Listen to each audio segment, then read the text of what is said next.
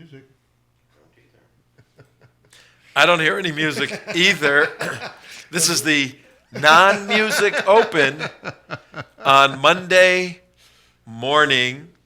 We call it here the amateur hour at theunitedwest.org and WSBR radio on your AM dial. There's the music. Let's do this over again.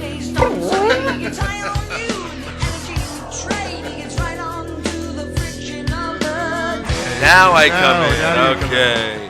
Hi, for the second time today, Tom Trento, your host here, WSBR Radio. I know I said that quickly. I'll say it more slowly. WSBR. Sunny Boca Raton. Sunny Boca Raton. Here on a not too sunny day, rainy day, Monday morning, the 12th of January. Wow. The year's going quickly here. Yeah, it is. 12 days already. Yes, it is.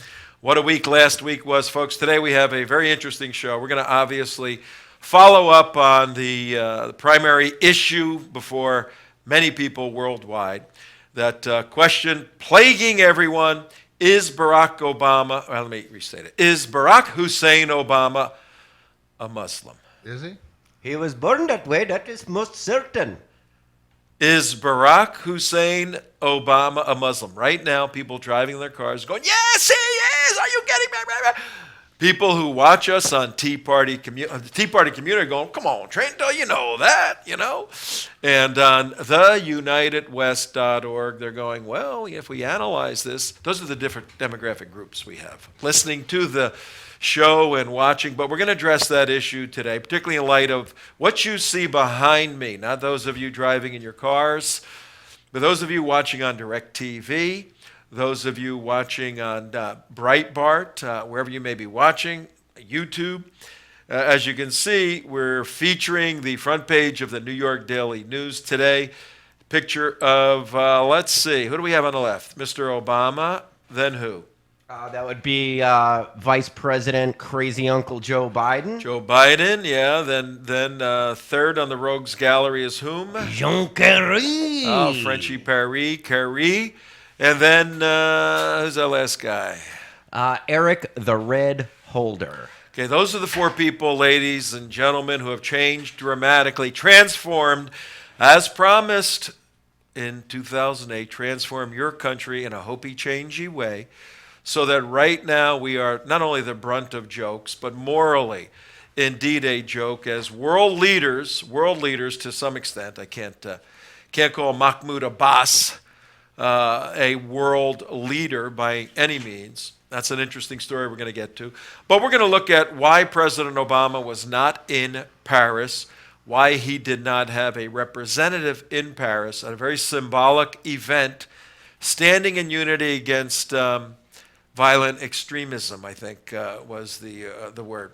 Somebody asked me over the weekend to define that. I said violent extremism is the type of extremism that's nonviolent as opposed to violence that has a non-extreme element to it. So if you're violent but you're not extreme, you can also be extreme but not violent. But if you're both, then you can take all of that information, figure out who the enemy is, go try to win a war. That's how confused the lexicon has become in the United States military, law enforcement, and intelligence, thanks to primarily to this president.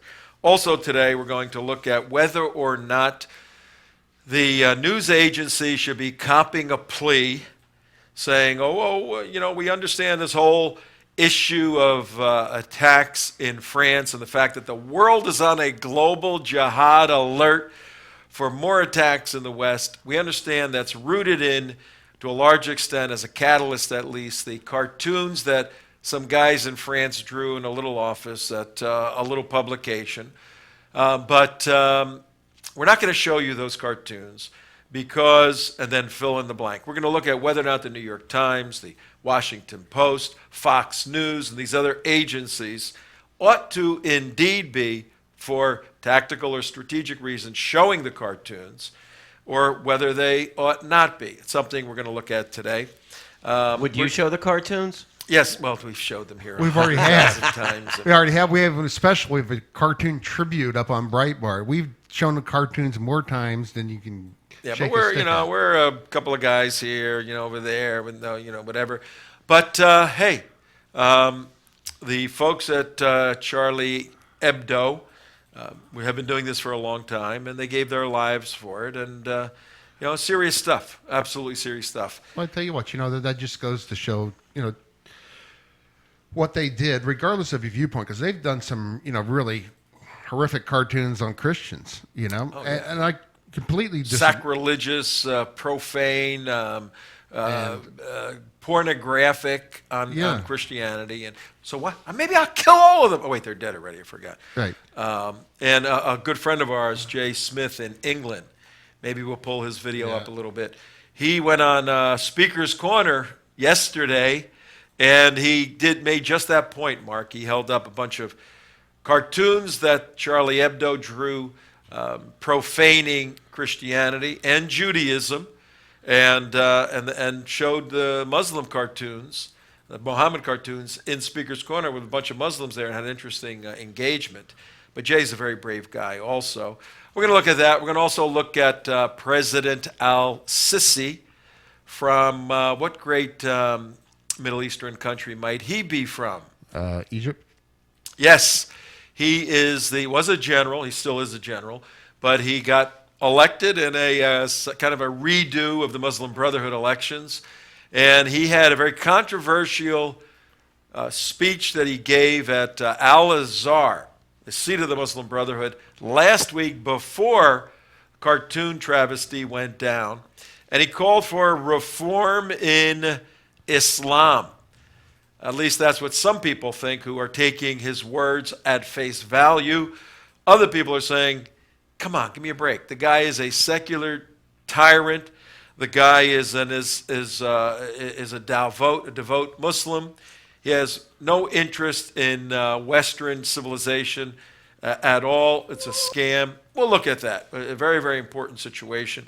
And our big idea today is, folks, I guess it's best illustrated by a breakfast I had over the weekend. I went away over the weekend to do some presentations on our trip to Israel. When is that again, gentlemen?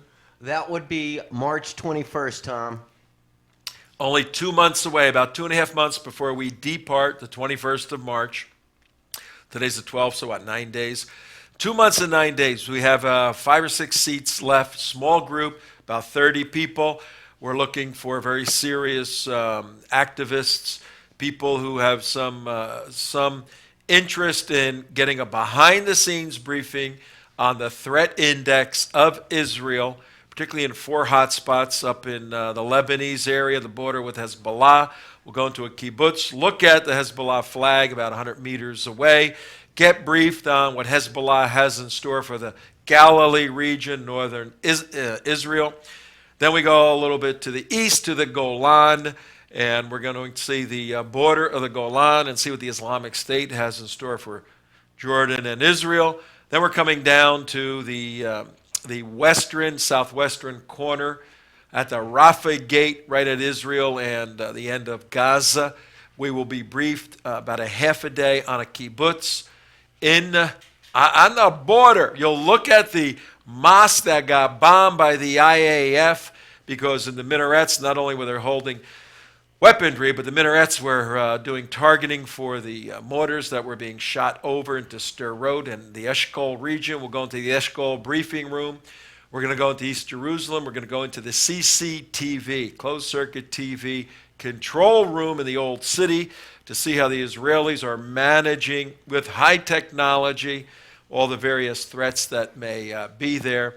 You will come back with a 2-year degree in 2 weeks for 3,000 schmackaroonies in terms of shekels. What is it, a 3 to 4 rate? What's 3,000? I'll give you that. I've never been, Tom. I think it's $1.38. You would know better. You were just there. I have a little device on my phone. You have a shekel to a U.S. calculator? Yeah. Fill the time while I do $3,000 Well, I'll tell you what we do. shekels. We'll play Charlie Hebdo's at Speaker's Corner. We can do that. Play a little bit of that. This is Jay Smith yesterday. Jay's a Christian evangelist, but he's an Islamic expert. and he attacks intellectually, theologically, religions that disagree with Christianity, in particular Islam, not because he hates Muslims, just the opposite. Now understand it's Speaker's Corner. Yeah, you don't put your life in danger if you don't love the people you're ministering to. He's trying to tell them you're caught up in this deadly system of Islam. He's been doing it for 35 years. He debates Muslims all over the world. He goes to Speaker's Corner, which is a place in Hyde Park, London, and it's simply anybody can go there, stand up on your little soapbox and say whatever the hell you want. Yesterday, Jay addressed the Charlie Hebdo issue. Take a look at this. I have some of the cartoons that Charlie Hebdo has caused, some of the cartoons that he has put up. I want you to look at this cartoon. This cartoon is against my Lord Jesus Christ. I'm a Christian, and I hold strong to the Lord Jesus Christ as my God.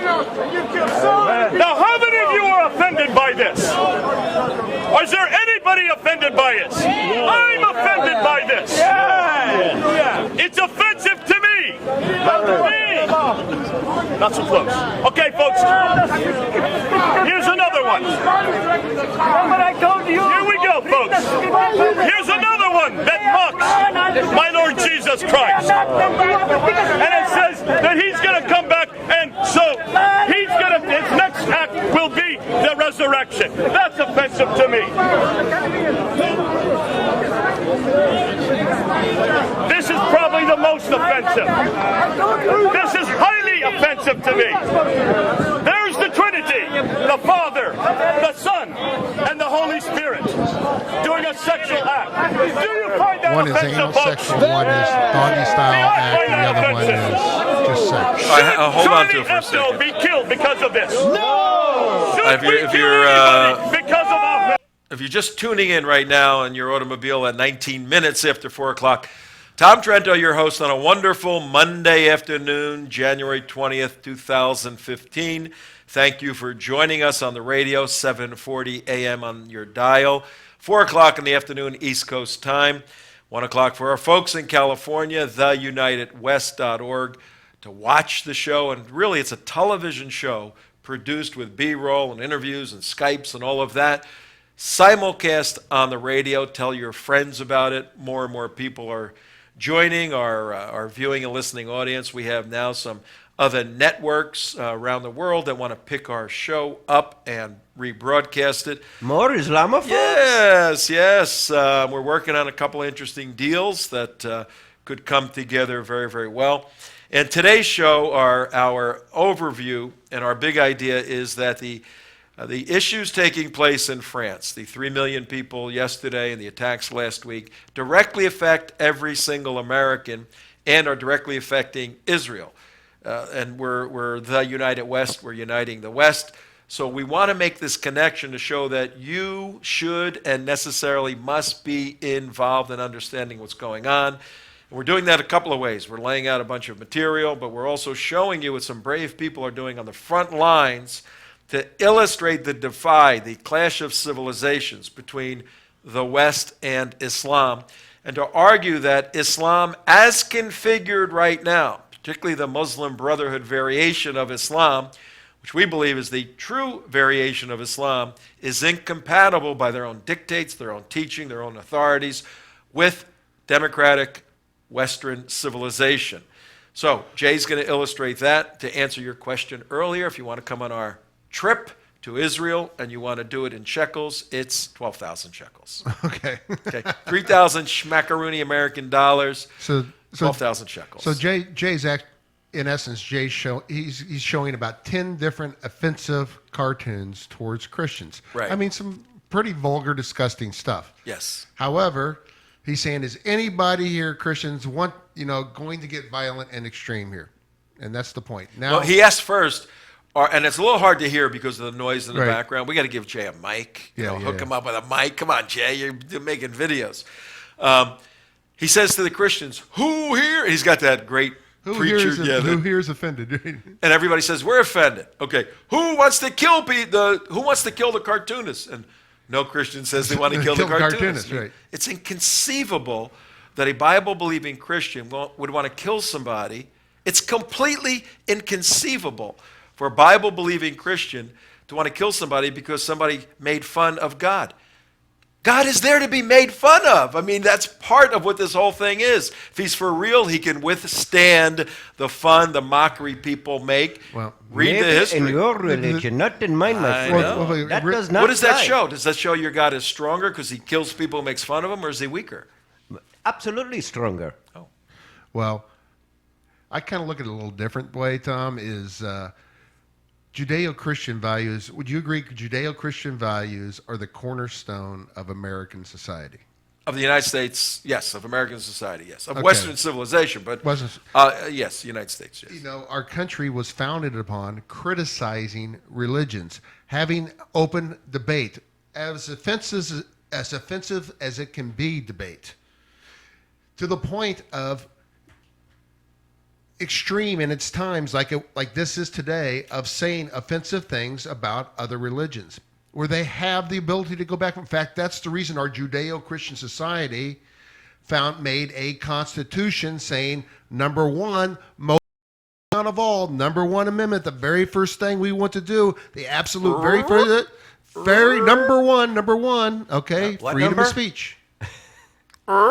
Separate these two things. Separate those two the things history- and freedom of speech. The history goes right back to where Jay is right now. Yes. In England, there was a state church. The Protestant church was the state church. Right. And whenever you give the state the control of the spiritual dimension of humankind, it gets screwed up, okay? Whenever the state gets control of the spiritual reality of existence, it gets screwed up historically. Communism. So what happened was the pilgrims, the people that said, we're getting abused here by the state because they're mixing this thing up. We're going to this new land, and they came over, and ironically, the early pilgrims, the early colonies, they had state churches. So Yes. in the early days in America, they set up a state church. To be a citizen of that colony, you had to be a member of the state church. Then they went through, we left over there to do this. Why are we doing that? And then that was in the 1600s. Then as we Right. come to, still under British control, part of it was that influence. Then it got to the point where we've got to have a free and independent. We're informed by Christianity, by Judaism, of course, that's our foundation. But Jewish law and Christian law ought not be the law that we follow. It's constitutional, which ought to be informed. And it's a very clear distinction, unlike in Islam, which is one and the same, right? Of course, But they did Islam not- and politics are one and the same. They are both all Now- ruled by Sharia law. And one key important part was that there are certain laws, there are certain freedoms which are ordained by God that are inalienable, that you cannot take away, and we put it on a piece of paper, meaning that is why we are a republic. We are not a democracy. Two wolves and a sheep voting on what to dinner is democracy, okay? When you put a piece of paper up there that says, thou shalt not eat sheep, that's a republic. Well, that's the point of the First Amendment. You have the right to say offensive things, whether you like them or not. Is there a First Amendment in France? No. No, they don't have that. They don't even about have the one in UK? Canada. Remember, we had Ezra Levant on? He wanted, so- unbelievable. So anyway, getting back to this thing in the UK, which is very important, he's showing a stark contrast between civilized man who finds these things offensive. Sure. But how do they react? Now Behavior, yes. so you want to go back to the video? Yeah, What's go. the- Let's go yeah, back to so Jay. I invited Yeah, Jay there's a on. 17-minute video. No, we're just going to We'll show a 50 few more seconds. minutes. I invited Jay on, and I'm sure he's running all over the place. He's been on our show before. We will find him and bring him on and find out what the repercussions of what he did was. But as you're going to see, he stood up there, held up these cartoons that Charlie Hebdo artists did, profaning Christianity, and then he holds up the Muslim ones. Check it out. Hold on a minute. Hold on a minute. Think through. This is highly offensive to me as a Christian. This is the cover of Charlie Hebdo. And it came out 2 years ago ago in 2012. Let me show you another one. You disagree, sir? No, I disagree. You disagree? They shouldn't do that. Why should they not do that? Because if we believe in Jesus and Mary, Jesus as the prophet of God and Mary as the holy woman, they should not do that. Okay, so anytime it's a This is the religious Muslim subject, talk. It offends me. it offends me. Yes. And that's why I say he shouldn't do that. He shouldn't offend people. He shouldn't hurt people. He shouldn't offend people. Especially when they revere somebody. So what would you like to do to Charlie Hebdo? Oh, What should we breaking say? news should here. we censor Charlie Hebdo To because me he for a has second.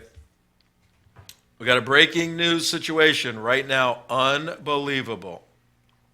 The Islamic State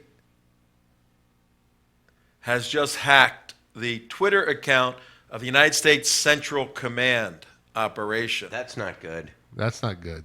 The Twitter account for the U.S. Central Command has been hacked by ISIS, the Islamic State sympathizers, and is carrying messages promoting the Islamic State. Let's get that up. Go to... Yeah, where'd you find I'm, that? I'm on Fox right now, including one message that reads, "American soldiers, we are coming, watch your back, ISIS."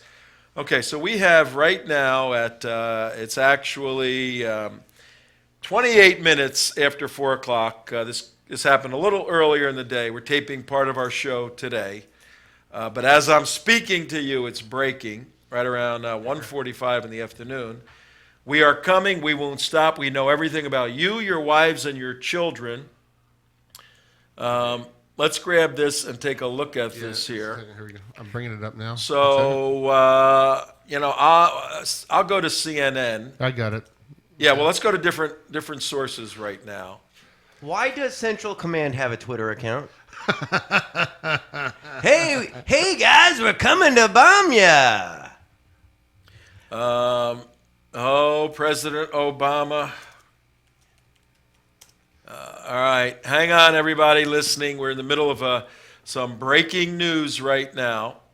And Tom Trento, at 28 minutes after 4 o'clock, a little earlier today, we taped a portion of this show. The Twitter account. Now, who is the United States Central Command? We're going to tell you who they are. The Twitter account for a United States military intelligence operation has been hacked by the Islamic State, and they are now sending out Twitter messages under the United States Central Command threatening the soldiers, U.S. soldiers, their wives, and their children.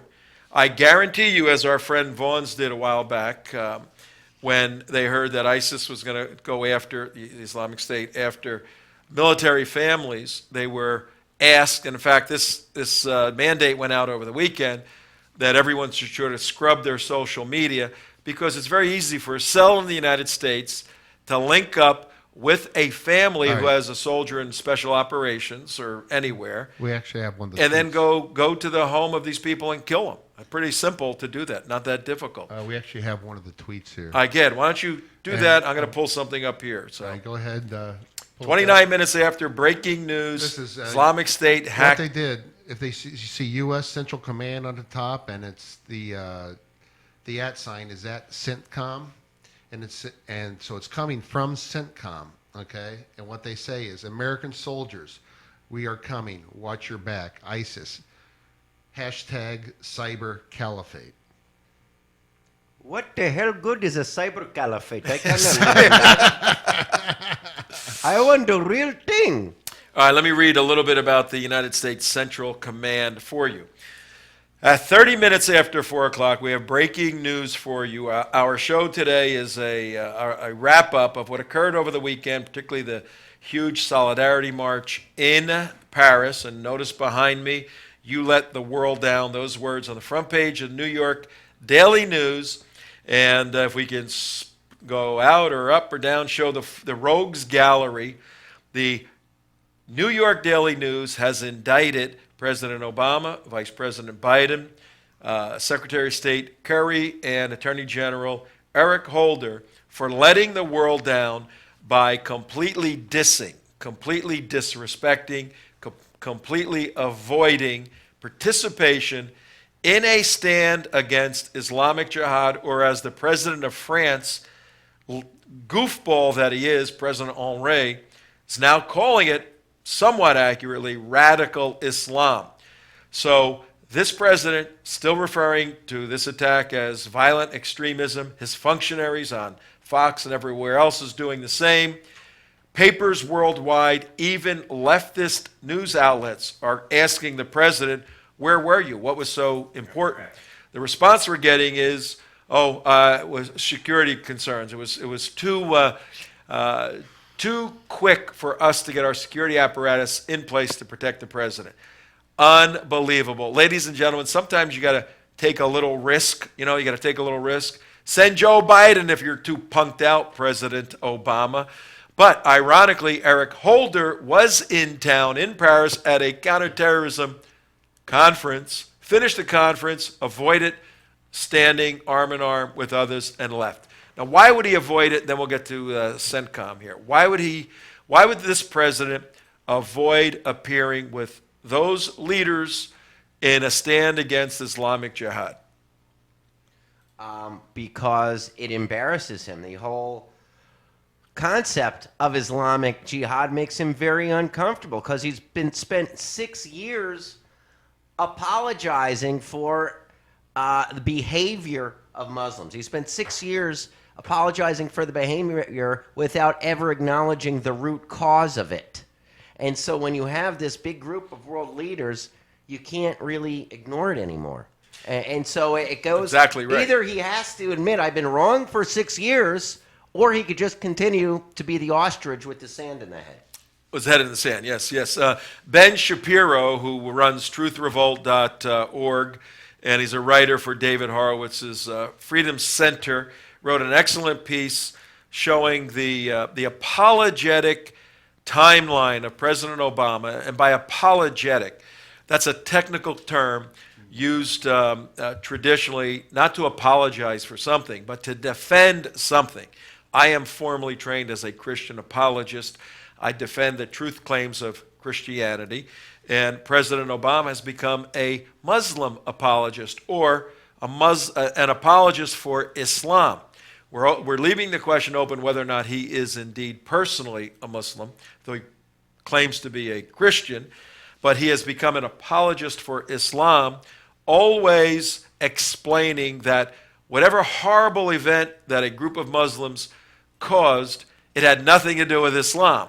And going so far as to say the Islamic State is not Islamic. So putting this together, as Damon just said, for him to stand with world leaders who are fighting against Islamic Jihad, when he leaves and comes home, and what's the provocative Washington, D.C. journalist for Fox, what's his name? Oh, he's asking Ed Henry. Asking the tough questions. He's going to say, President Obama, you stood with a bunch of people who are standing against Islamic Jihad. Do you now believe that what we're fighting is Islamic Jihad and not violent extremism? Who the hell wants to be in that position to answer that? One of the reasons he didn't go there. All right, let me tell you what United States Central Command is. A theater level, theater means a group of countries fighting together, and a group of agencies aligned together. Theater level unified combat command of the U.S. Department of Defense. So the defense has these various commands. Southcom is over in Tampa. Southcom, CENTCOM, I believe, is based in Tampa. Let's see. Yes, the one we're talking about is in Tampa. Oh, okay. Southcom is in Miami area for the Southern Hemisphere. CENTCOM is based in Tampa at MacDill, and that's for the Middle East. Here's who's involved. Here's the theater participants for the Department of Defense as unified in the United States Central Command. Its area of responsibility includes the Middle East, North Africa, Central Asia, and most notably Afghanistan and Iraq. Oh, surprising. Right where the Islamic State is, okay? U.S. CENTCOM, also called CENTCOM, has been the main presence in many military operations, including the Persian Gulf War, the war in Afghanistan, and the Iraq War. Forces from CENTCOM currently are deployed in Iraq and Afghanistan in combat roles and are in Kuwait, Bahrain, Qatar, the United Arab Emirates, Oman, Pakistan, and Central Asia in support roles. We also have people in Jordan and Saudi Arabia. I mean, that's it. Yeah. This is the mother lode of Islamic Jihad. Do we have any more information on what the Islamic State did to crack these guys? Well, I got another question along those lines. So they hacked their Twitter account. So, I'll take the devil's advocate on this one. So what? They hacked their Twitter account. It's like a Twitter account that anybody can have. Yeah, I somewhat agree. It's Twitter. Yeah, it's not like they didn't get into CENTCOM's computers. I don't know why they have a Twitter account. Why in the first why does place. CENTCOM have a Twitter account in the first place? Some general says, "Hey, Sergeant, create me a Twitter account for the U.S. Central Command."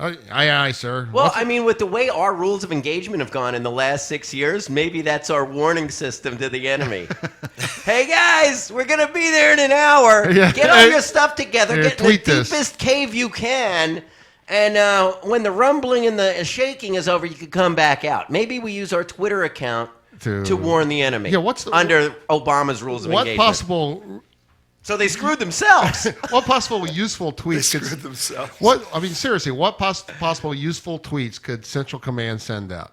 Okay, no, it's a good question. At 38 minutes after 4 o'clock, Tom Trento, enemies of the state. Our show today is based in the failure of President Obama to lead professionally, to lead properly, and stand with, in some capacity, world leaders in France.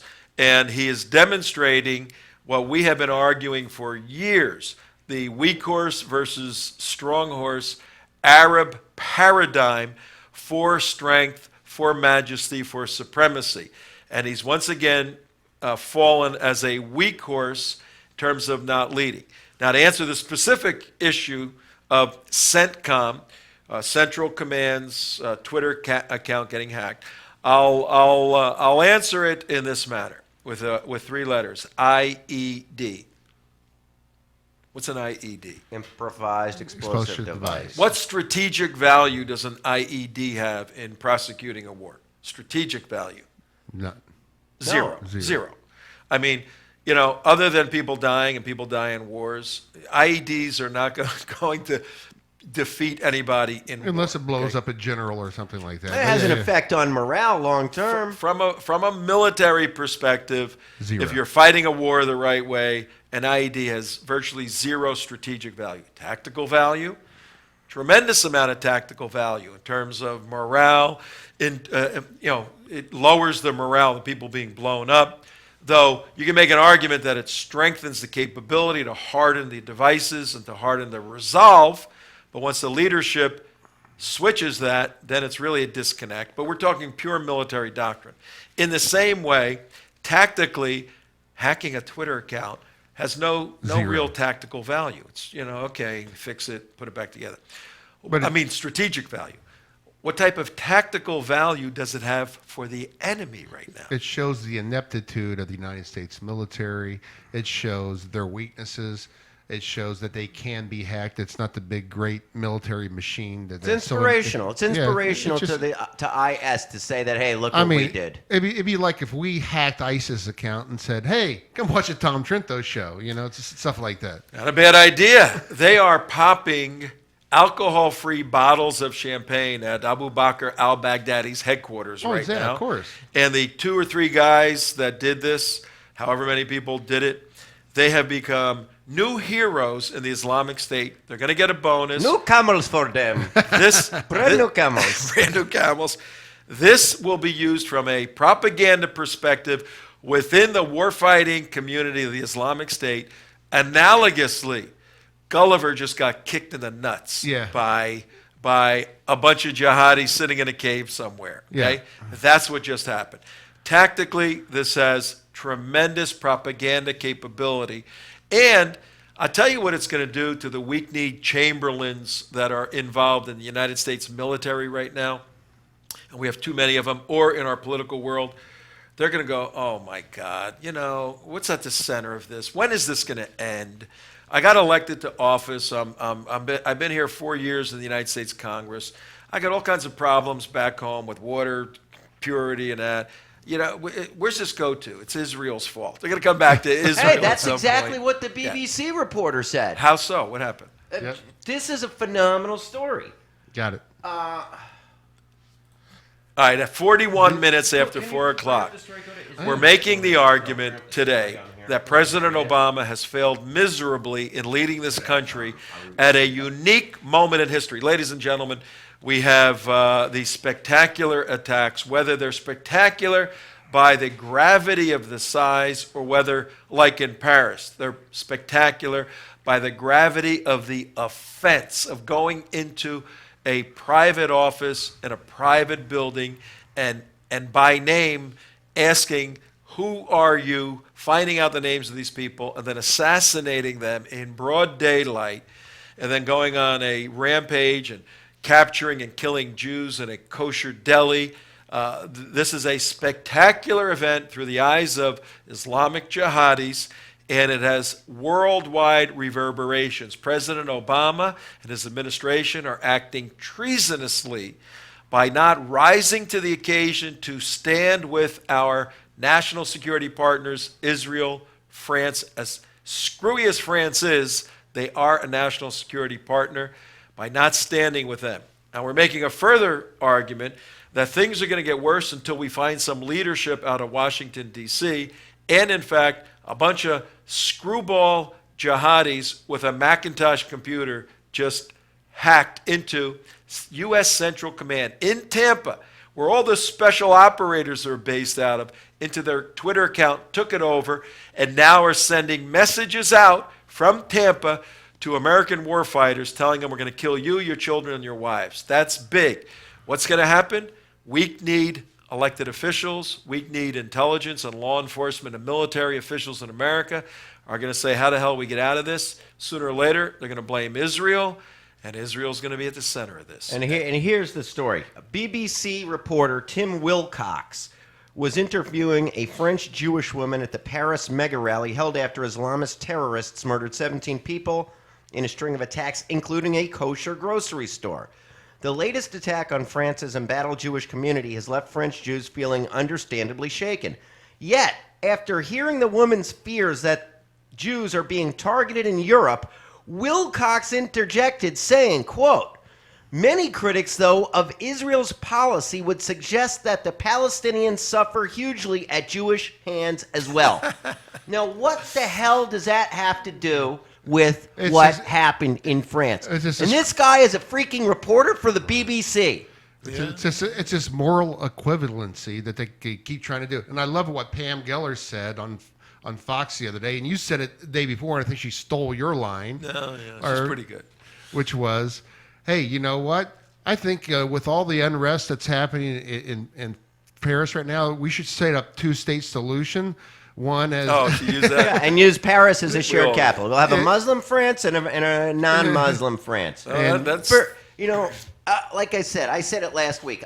Our sympathies, my sympathies and sorrows are with the people of France, but you talk about a bunch of a-holes with their treatment of Israel and Jews, and when you let, estimates are anywhere from 6 to 10 million Muslims run rampant to where emergency services can't even get to neighborhoods, what the hell do you expect? What do you expect? Well, how about this for show support, where it came out and it said France told Bibi Netanyahu, if you come, we'll invite Abbas. And they did. Wait. We gotta take this story apart. This is a very significant story.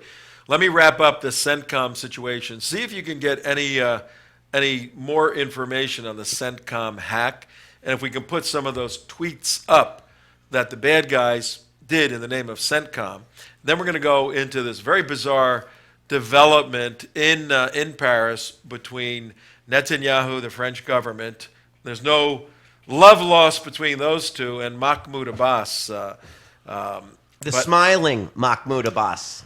Here's another little key point about CENTCOM, the United States Central Command Unit, based in Tampa, Florida, at MacDill. And it says right here, the structure. CENTCOM headquarters, staff directorates, including personnel, intelligence, operation, logistics, plans, policy, information systems, training, exercises, resources, as well as other functions. There's a whole joint intelligence center there, and several divisions, including the Afghanistan-Pakistan Center of Excellence.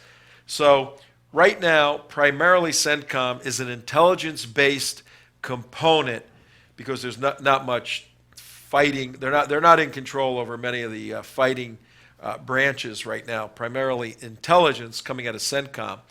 So these Islamic State cyber caliphate warriors were able to hack into that and then send messages out. Again, tactically, a phenomenal victory for the bad guys. Tactically, horrible loss for the Americans, having a system that can be hacked by these folks.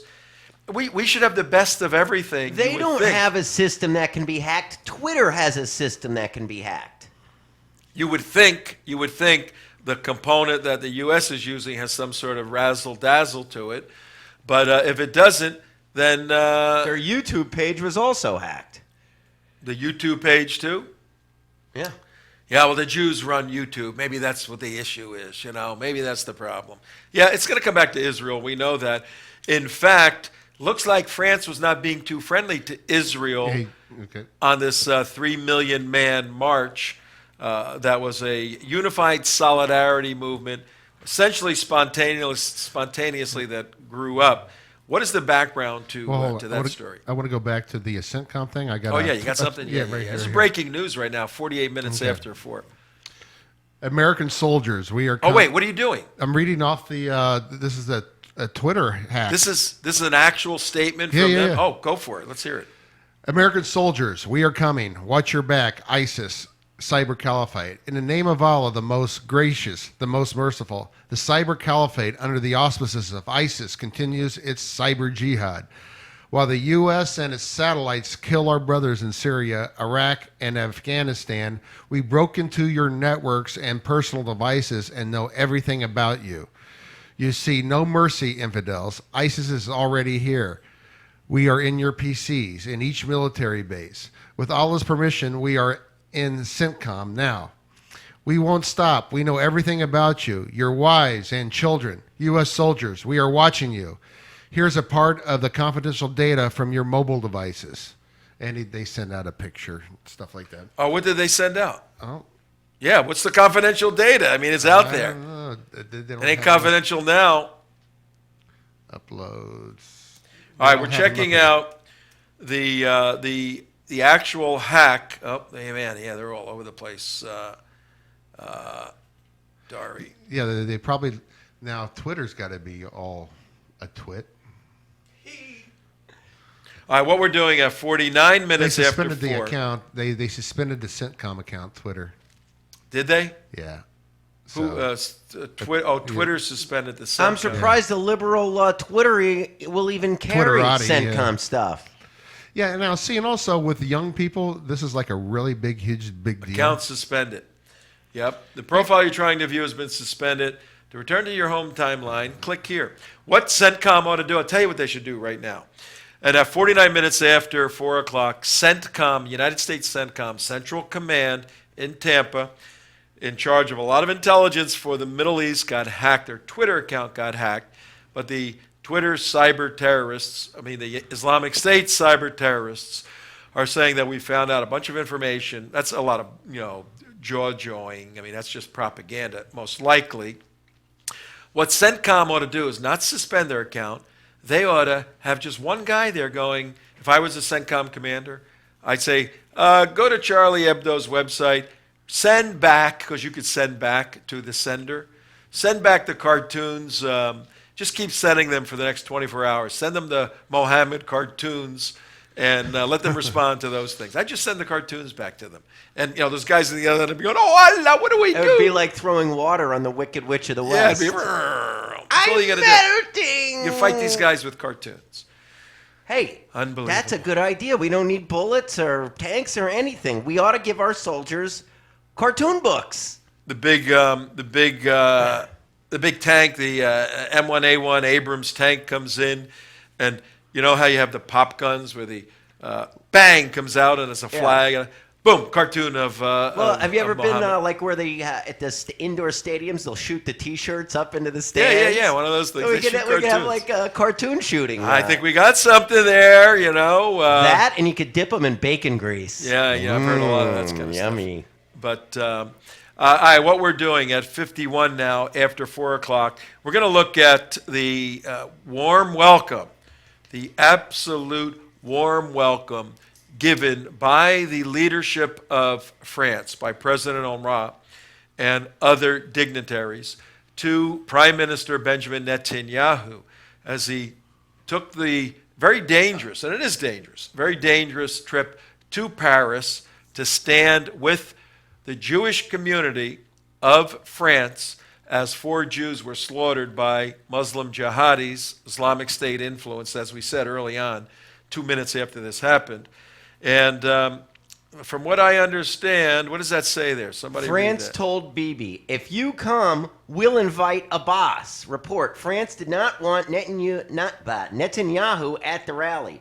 When Netanyahu insisted, it invited Mahmoud Abbas as well. So that's how much of a-holes France really is.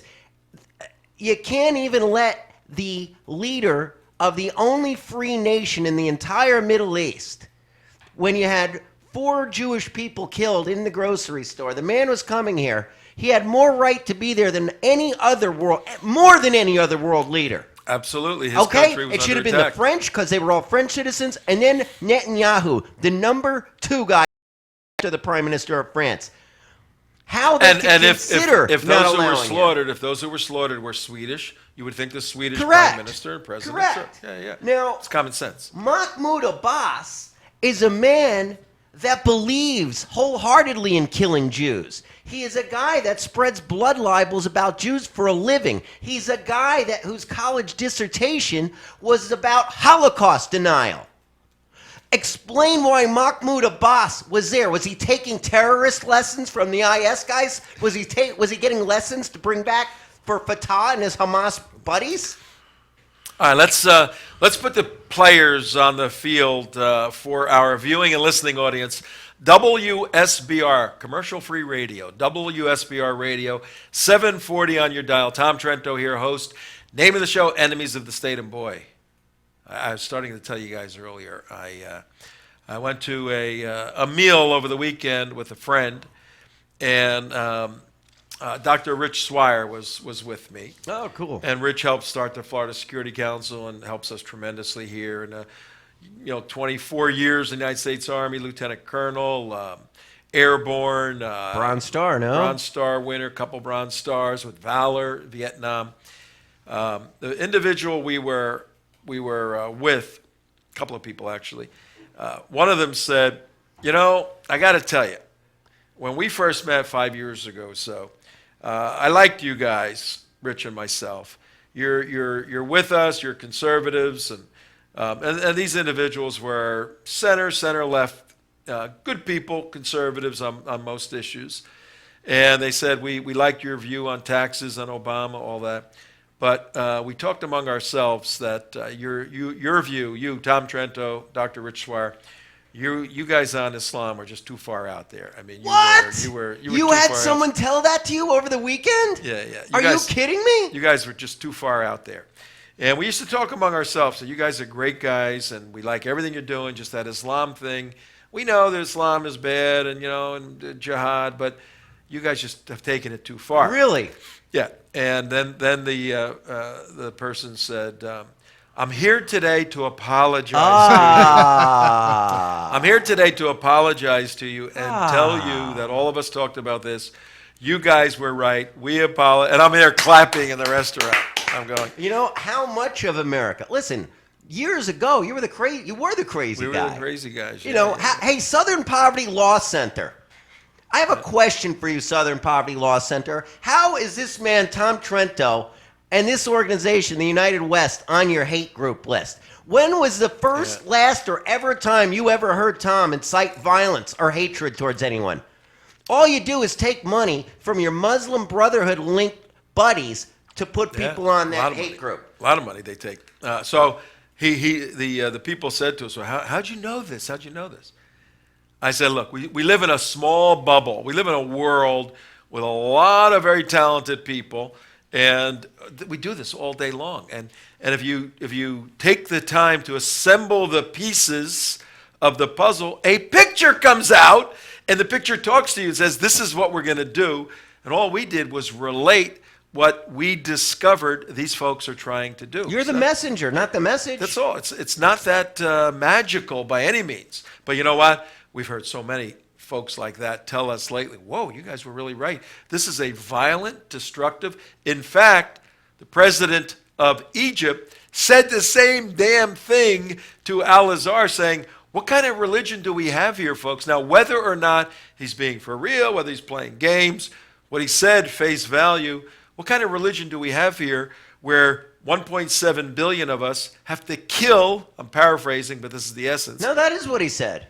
I don't Well, know he said it in exactly. Arabic, so we don't know in Arabic. exactly. Have to kill 7 billion people to get our religion established on the earth. What is that all about? What sense does that make? We need some changes within our religion. All we have been doing is highlighting the threat level and the threat doctrine of Islam.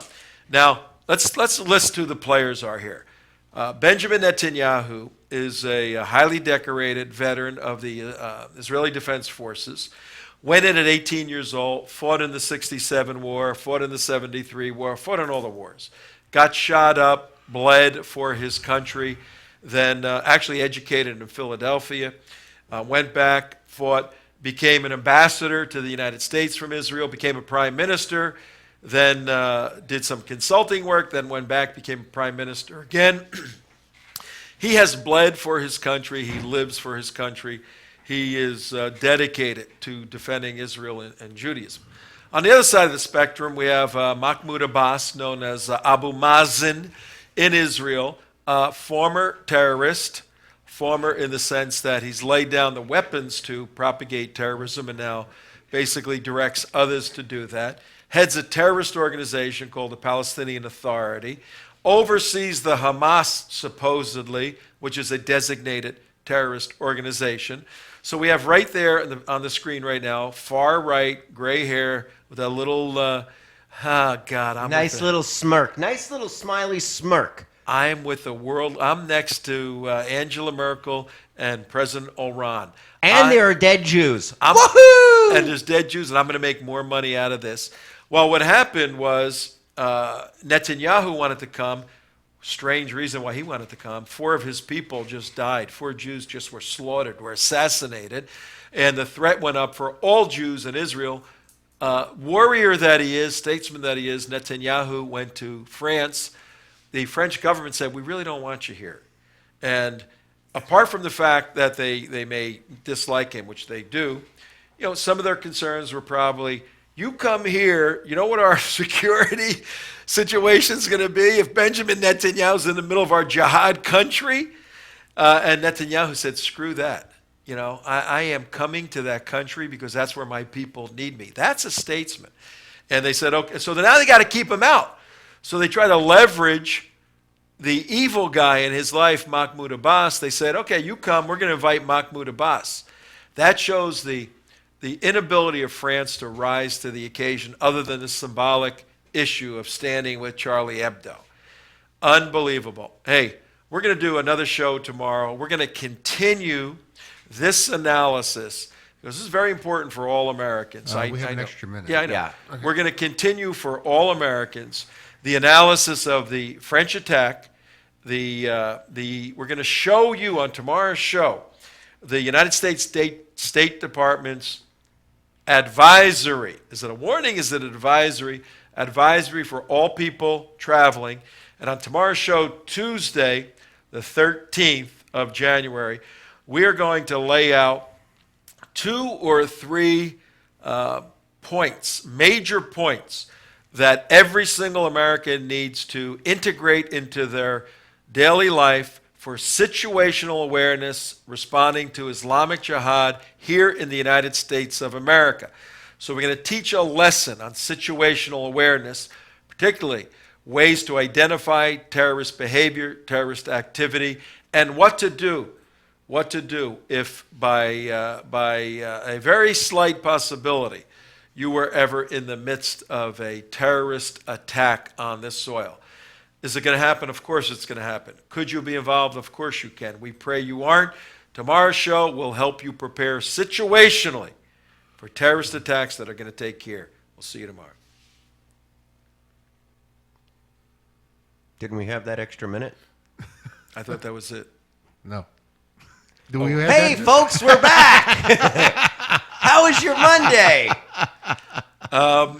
We started the show twice. Let's end it twice. Yeah, what the heck? Okay, now I'm really angry. Now we really got to, that's what we're going to do. No, tomorrow, what I want to do, remember we went to somewhere on the west coast of Florida and did a presentation on situational awareness? Yes. Yes. And what we did, should we do there what we did here? Maybe we can do it. So I won't tell the people what we did there that freaked out the audience. Yeah. Oh, I know what you're talking about. That's right. No, I don't think we can do that. Well, we left a bomb. I've left bombs in rooms. Fake. Fake bombs. And then we had some people appear. Now we're Yes, really I see over. a clock right here. I'm a professional. I can go right down. With two chances, I could hit it right on the nose. Goodbye.